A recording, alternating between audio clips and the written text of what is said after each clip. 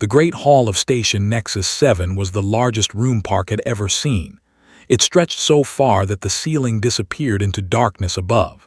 Thousands of seats rose in circles around a central platform, and in those seats sat creatures from 43 different worlds. Some had scales, some had feathers, some had no faces at all. They had all come here to watch, to listen, and to judge. Was 32 years old. She had black hair cut short and eyes that never looked away from a challenge. She had worked for 10 years to reach this moment. She had learned 6 alien languages.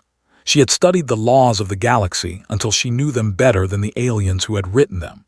She had given up holidays and birthdays and any hope of a normal life because she believed that humanity deserved a place among the stars.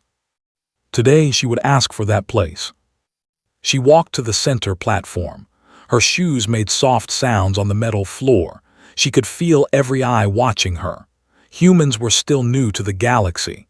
They had only discovered faster-than-light travel 200 years ago. To most of these species, humans were bobbies. They were nothing. Reached the podium and placed her hands flat on its surface. She took a breath and began to speak. "Honored members of the Galactic Assembly," she said. Her voice was calm and clear. "I come before you today as the voice of Earth and all her people. I come to request formal recognition of human territorial rights in the Riven sector." She pressed a button and a map appeared in the air above her. It showed a region of space filled with planets and asteroids and swirling clouds of gas. No one lived there. No one had claimed it. Under galactic law, any species could petition for unclaimed territory. "The Riven sector contains 17 star systems," continued. "None are currently inhabited. None have been claimed by any member species. Humanity meets all requirements for territorial expansion as outlined in Section 228 of the Galactic Charter. We have the technology. We have the population. We have the need." She looked around the Great Hall. Most of the aliens watched with bored expressions. A few were not even paying attention. They had seen this before. Small species came, made their requests, and were usually ignored. But one figure was paying very close attention. High Commander sat in the front row of the section. He was enormous, 8 feet tall with blue skin that looked like stone.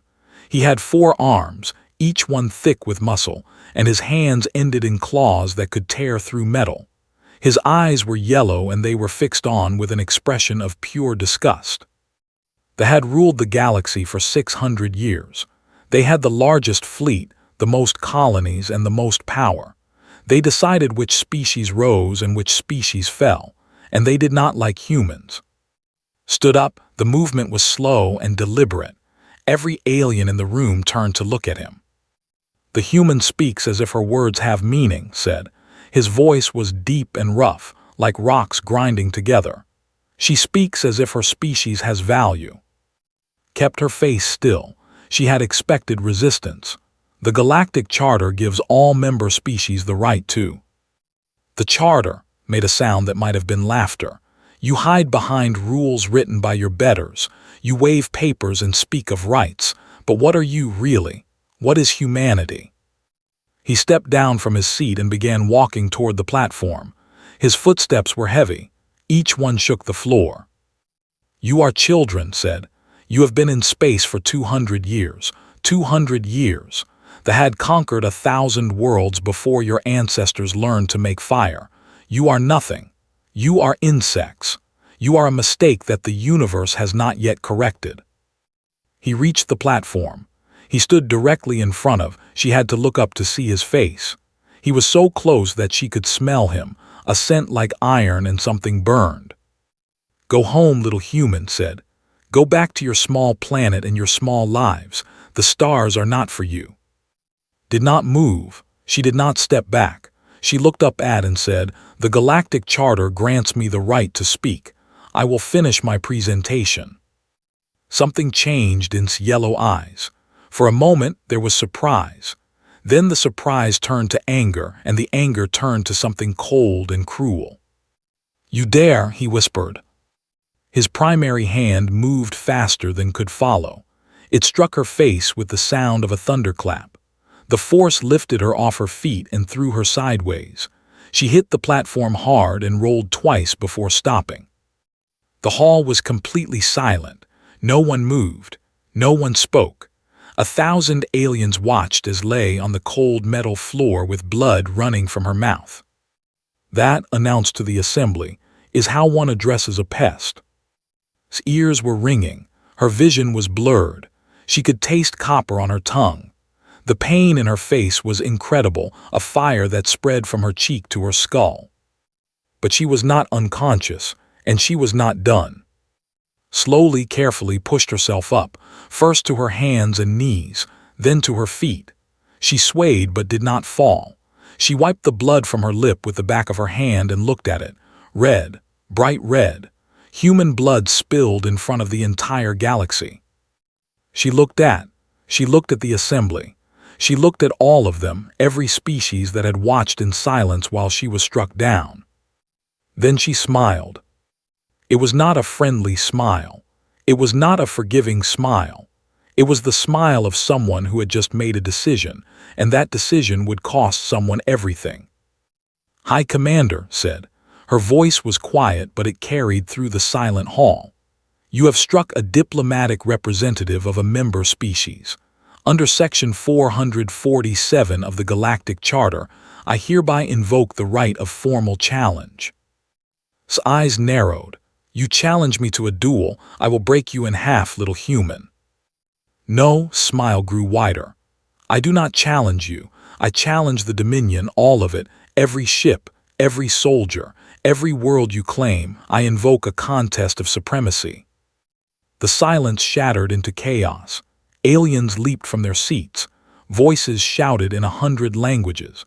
The word spread through the hall like fire through dry grass. Contest of supremacy, total victory or total defeat, everything on the line. And humanity had just declared war. The news reached Earth in less than an hour. Video of the assault spread across every screen on the planet. People watched in homes and offices and coffee shops. They watched strike. They watched her fall. They watched her rise again and speak words that would change everything. In Seoul, the United Terran Parliament held an emergency meeting. The chamber was full. Every seat was taken. Every face was angry. President sat at the center of the long table. He was 58 years old with hair and tired eyes. He had served humanity for 30 years. He had never faced a moment like this. "Tell me exactly what happened," he said. Foreign Minister Shin stood up.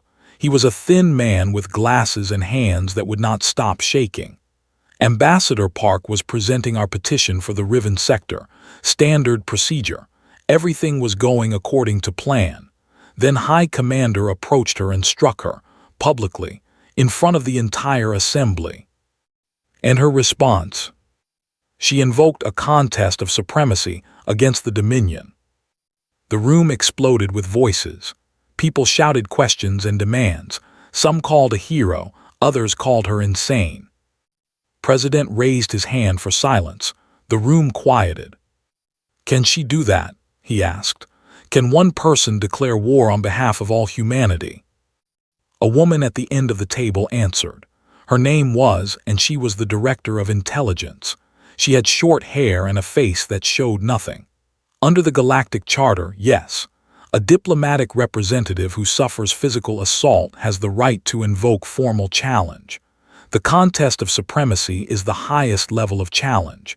It has not been used in 400 years. What does it mean exactly? Total confrontation. Both sides commit their full military force. The winner takes everything. Territory, political standing, voting rights. The loser loses everything. The room was silent. Everyone understood what this meant. Humanity had 47 warships. They had over 300. It was not a fair fight. It was not even close. Admiral Lee spoke next. She was 60 years old with iron hair and a scar that ran from her left ear to her chin. She had commanded ships for 35 years. She had never lost a battle. "We can fight," she said. Turned to her with wide eyes. Fight. Admiral, we have 47 ships. They have 300. We have 3 colonies. They have 1,000. This is suicide. No, said, her voice was calm. This is opportunity. She stood up and walked to the display screen on the wall. She pressed a button and a map appeared. It showed the Dominion, a massive empire that covered a quarter of the known galaxy. They have been in power for 600 years, said. 600 years of never being challenged, never being threatened, never having to fight for their survival. Do you know what that does to a military? It makes them strong, said. No, it makes them lazy, pointed at the map. Their tactics have not changed in 3 centuries. Their ships are powerful but slow. Their soldiers are well armed but poorly trained. They expect to win because they have always won. They do not know how to fight someone who refuses to lose. President leaned forward, and humans do. Humans have been fighting for survival since we climbed down from trees. We survived ice ages that killed 90% of all life. We survived diseases that wiped out half our population. We survived wars that burned whole continents. We are still here. We are always still here. She turned to face the room. They think we are children. They think we are weak. Let them think that. Let them come with their big ships and their ancient tactics. And when they arrive, we will teach them what humans do when someone tries to destroy us. The room was quiet. Then, slowly, people began to nod. The fear in their eyes did not disappear, but something else appeared alongside it. Something harder, something older. Hope. President stood up. Admiral Lee, you have command of the Terran Defense Fleet. Whatever resources you need, you will have them. Minister Shin, contact our allies. Tell them what happened. Tell them what we are going to do. Director, I want to know everything about military operations. Every ship, every base, every weakness. What about Ambassador Park? Asked. She is still on Station Nexus 7 that could take her prisoner. Contact her, offer evacuation. An aide rushed into the room with a tablet. Sir, Ambassador Park is already on the line. She refused evacuation before we could offer it. President took the tablet. His face appeared on the screen. Her cheek was swollen and purple. Blood still stained her collar, but her eyes were clear and fierce. Ambassador Park, the president said, are you all right? I will be fine, sir. I apologize for acting without authorization, but I could not let that insult stand. You did not act without authorization. You acted as a human being. The Parliament stands behind you. Nodded. For just a moment her composure cracked and something like relief showed through. Then she was steel again. The assembly is in chaos, she reported. Several species have approached me privately. They are not happy with rule. They have been afraid for centuries, but they are watching now. They want to see if humanity is real. What do you mean? They want to see if we will fight. If we will truly challenge not just with words but with ships and soldiers and blood. If we do, some of them might join us. If we do not, they will forget we ever existed. President looked at Admiral Lee. The Admiral nodded. Ambassador Park, the President said, tell them to watch closely. Humanity is about to remind the galaxy why our ancestors conquered a planet that tried to kill them every single day. Smiled. It was the same smile she had shown, cold and sharp and full of promise. I will tell them, sir, and I will see you on the other side of this war. The screen went dark. President looked around the room at the faces of his ministers and generals and advisors. Some were afraid. Some were angry. All of them were ready. Let's get to work, he said. We have a galaxy to shake. The Terran Defense Fleet gathered at Mars Station, humanity's largest military base. 47 ships floated in perfect formation against the red backdrop of the planet. They were smaller than warships. They were fewer in number, but they were crewed by humans, and that made all the difference. Admiral Lee stood on the bridge of the TDS Indomitable, the flagship of the fleet. Around her gathered the people who would plan humanity's survival. General commanded the ground forces. Director handled intelligence. Captain Minu led the fighter squadrons. And Ambassador Park had traveled from Nexus 7 to join them. Her bruise had faded to yellow and green, but she wore it like a badge of honor. "Show me what we are facing," said. Activated the holographic display. A massive fleet appeared in the air above the table. 300 warships, each one bristling with weapons. "The main battle fleet," said. "High Commander will lead them personally. He wants to crush us himself." "Good," Admiral Lee said. "Let him come." General frowned. "Admiral, I respect your confidence, but the numbers are against us. 8-1 in ships. Their weapons are slightly more powerful. Their shields are stronger. In a direct fight, we lose." "Then we do not fight directly." Lee touched the display and the image changed. Now it showed the Riven sector, the territory that had originally requested. It was a mess of asteroids and nebulae and gravitational anomalies. "The contest rules allow us to choose the battlefield," Lee explained. "I choose the Riven sector. Look at it. Dense asteroid fields, sensor-blocking nebulae, gravity wells that can pull ships off course. It is a nightmare to navigate." "It is a nightmare for everyone," Minu said. "No, it is a nightmare for large ships in rigid formations. It is an opportunity for small, fast, agile ships with pilots who can think on their feet." Lee smiled. "The fight in formation. They move together like a wall. In open space, that wall is unstoppable. In the Riven sector, it becomes a weakness. They cannot maneuver. They cannot adapt. They become targets." Studied the display, and our ships can handle those conditions.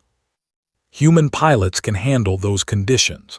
Our bodies are designed for rapid adaptation.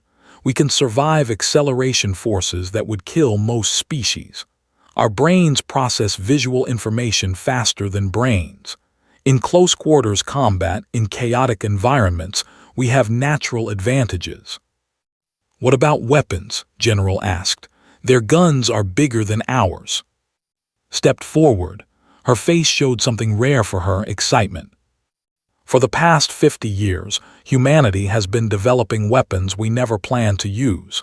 They were too dangerous.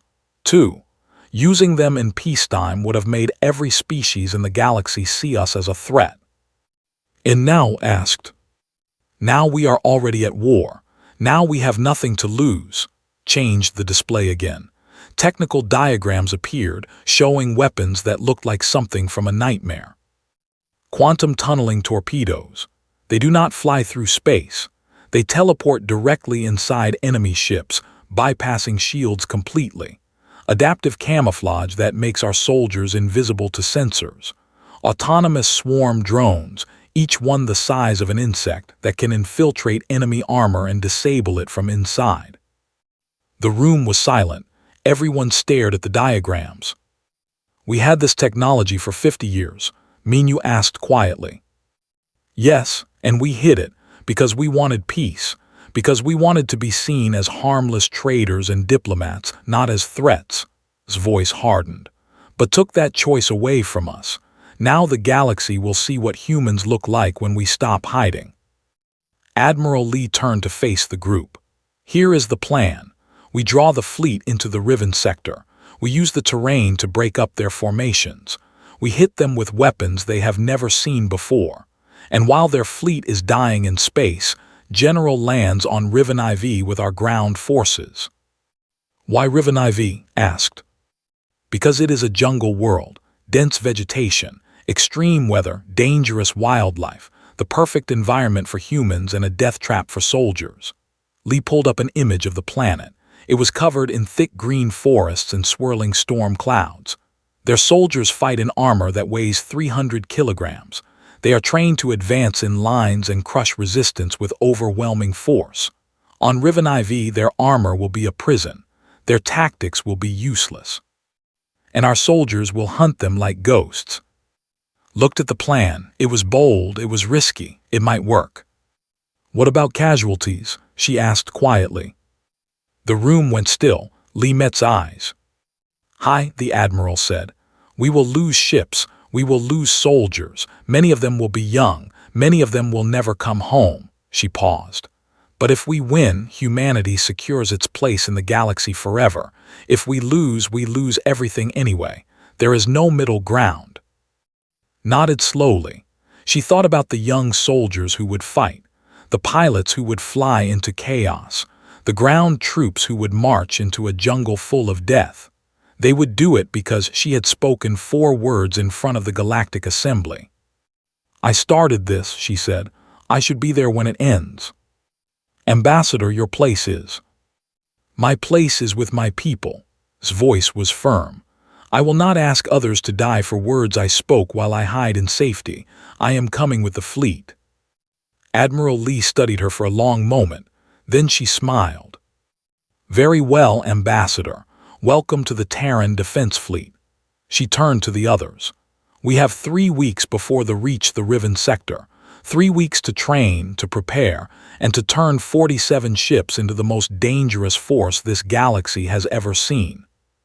She looked out the window at the fleet floating in the darkness. "Let us get started." The fleet arrived at the edge of the Riven sector like a wall of death, 300 warships in perfect formation. Their hulls were black as midnight and covered with weapons. At the center flew the Dominion's Wrath, the largest ship in the galaxy and home to High Commander.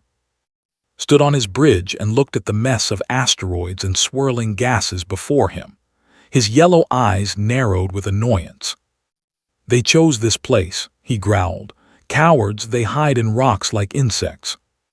"Sir," his second officer said, "our sensors are having trouble penetrating the nebula. We cannot locate the human fleet." "Then we go in and find them," pointed forward with one of his massive arms. "All ships advance, standard attack formation."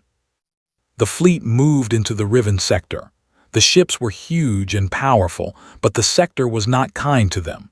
Asteroids forced them to slow down. Gravitational anomalies pulled ships off course. The nebula clouded their sensors and made communication difficult. Deep in the asteroid field, Admiral Lee watched them come. The TDS Indomitable floated silently in the shadow of a massive rock, its engines powered down, its hull dark. Around it hid the rest of the human fleet, scattered among the debris like predators waiting to strike. "They are inside the sector," Captain Menu reported from his station. "Formation is already breaking up. They cannot keep their ships together." "Good." Lee's eyes were fixed on the tactical display. "Signal all squadrons. Phase 1 begins now." Across the sector, human ships powered up their engines. They did not charge forward in a line. Instead, they darted out from behind asteroids, fired rapid bursts at isolated ships, and disappeared again before the enemy could respond. They had never fought an enemy like this. They tried to turn their massive guns toward the attackers, but the humans were too fast. They tried to reform their lines, but the asteroids made it impossible. Ship after ship took damage from attacks they never saw coming. "What is happening?" roared. "Where are they?" "Everywhere, sir.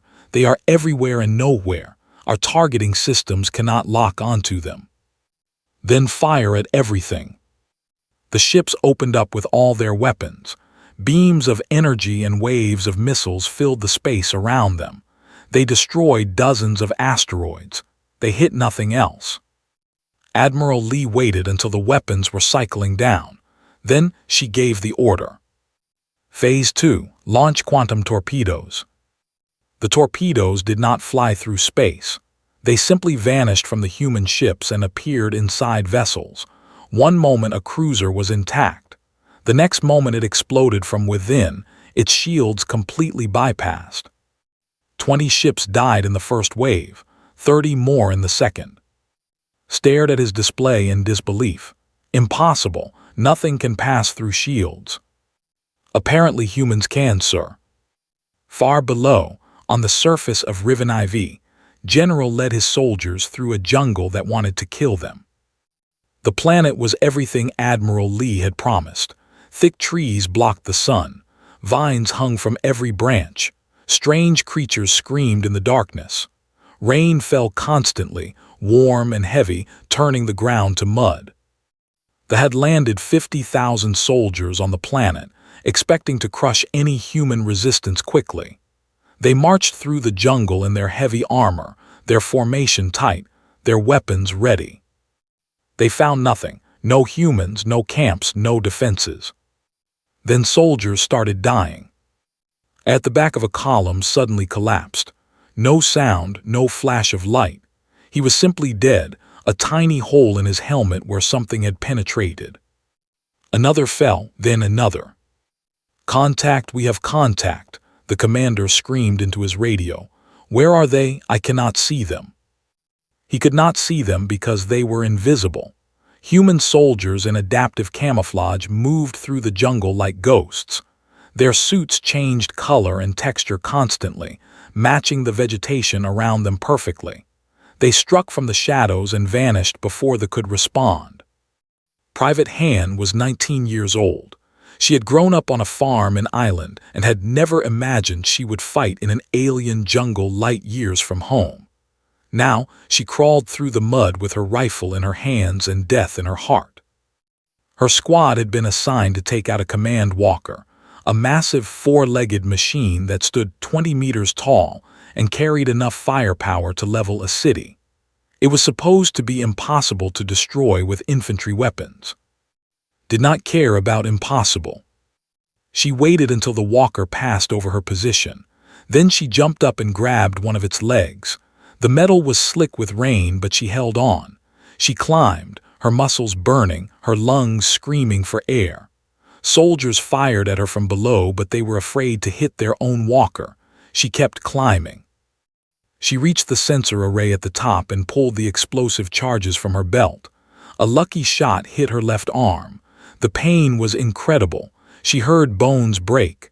She saw blood, but she still had her right hand. She placed the charges. She armed them. She pressed the button. The explosion threw her 30 meters through the air. She hit the ground hard and everything went dark.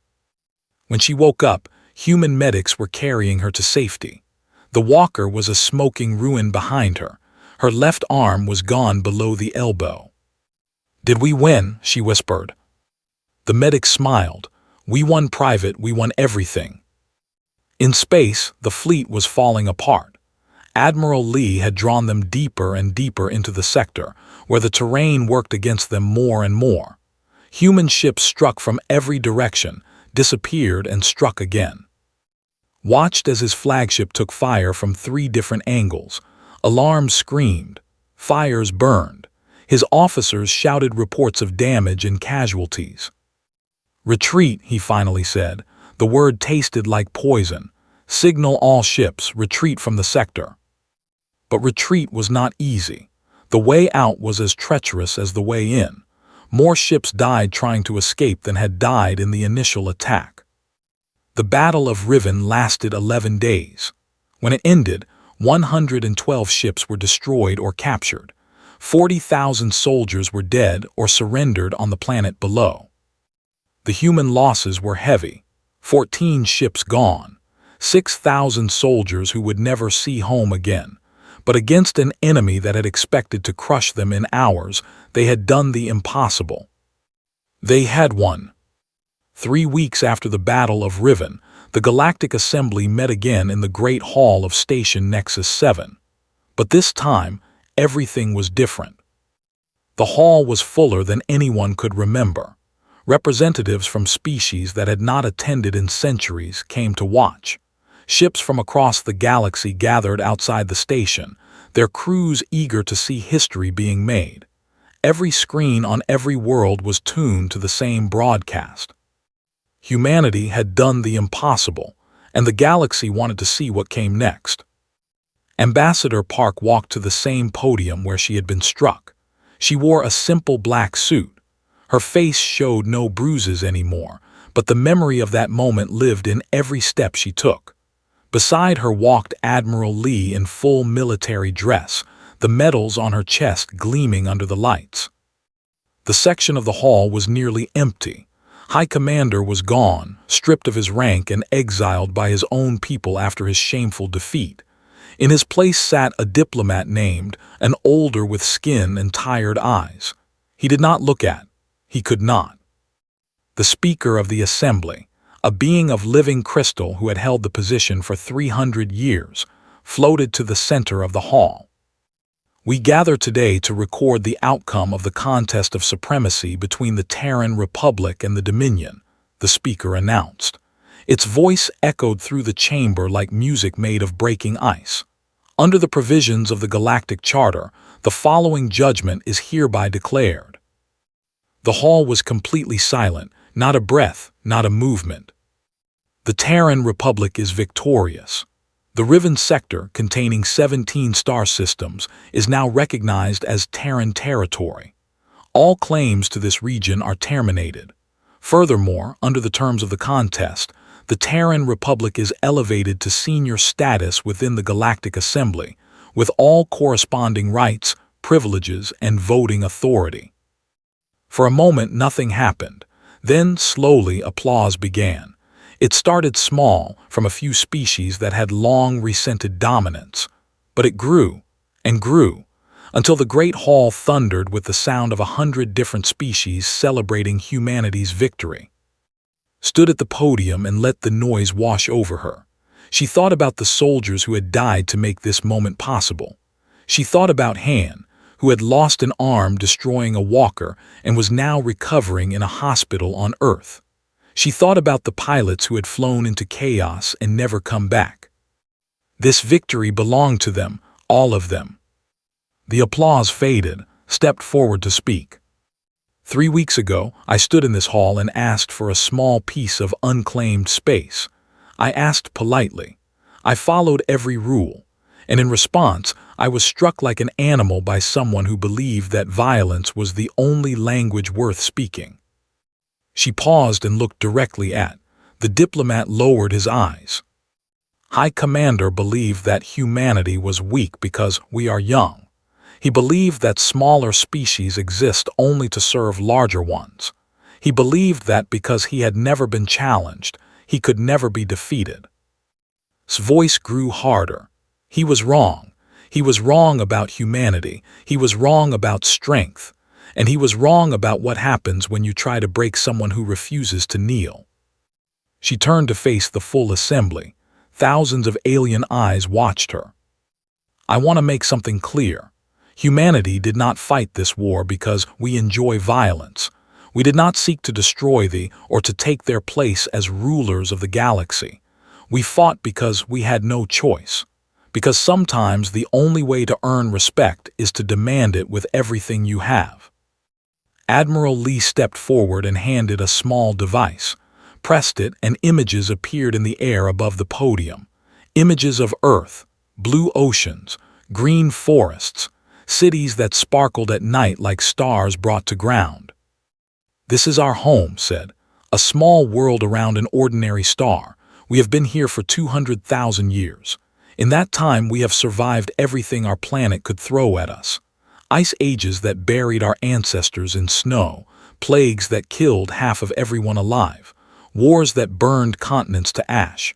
We survived because we never gave up. We never accepted defeat. We adapted, we learned, and we kept going. She changed the images. Now they showed humans in space, scientists on stations orbiting distant suns, families raising children on colony worlds, ships jumping between stars. Now we are here among you. We did not come to conquer. We did not come to dominate. We came because we are explorers, because we want to learn and grow and become part of something bigger than ourselves. Her voice softened. But let me be very clear about one thing. We will never accept being treated as lesser. We will never allow anyone to strike our people without consequence. We will never kneel. She looked around the hall, meeting eyes from dozens of different species. To those who would be our friends, we offer open hands. We offer trade and cooperation and partnership. We offer the creativity and determination that allowed us to survive our world and reach yours. Help us, and we will help you. Her expression hardened again. To those who would be our enemies, we offer only this warning. We are not the weak species you thought we were. We are not children playing at civilization. We are humanity. We come from a world that tried to kill us every single day, and we conquered it. We will do whatever is necessary to protect our people and our future." She stepped back from the podium.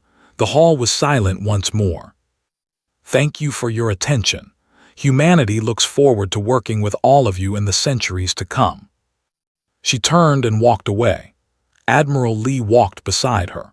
Behind them, the assembly erupted in conversation as 43 species began to recalculate everything they thought they knew about the young species called humanity. Outside the station, the TDS Indomitable waited, stood at the observation window and looked out at the stars. So many stars, so many worlds, so much left to explore. Admiral Lee joined her. "Well done, Ambassador. I think they got the message." Smiled. It was not the cold smile she had shown. It was something warmer, something tired but satisfied. "The message is just the beginning," she said. "Now we have to prove that we meant every word. We have to build the future we promised." "We will." Lee looked out at the stars with her. "We always do. That is what humans are good at. Surviving, adapting, building. We take every setback and turn it into a foundation for something better." Nodded, she thought about the long road ahead, the alliances to build, the enemies to watch, the 6,000 soldiers who had given their lives and the millions more who would be asked to serve in the years to come. But that was a problem for tomorrow. Tonight she would let herself feel proud, proud of her people, proud of her species, proud to be human. The Indomitable's engines powered up and the ship began to move. Through the window, the station grew smaller. The stars grew brighter. And somewhere out there on 100 worlds, beings of every shape and size were talking about the small planet called Earth and the strange, stubborn, impossible creatures who had just changed the galaxy forever. Humanity had arrived, and they were not going anywhere.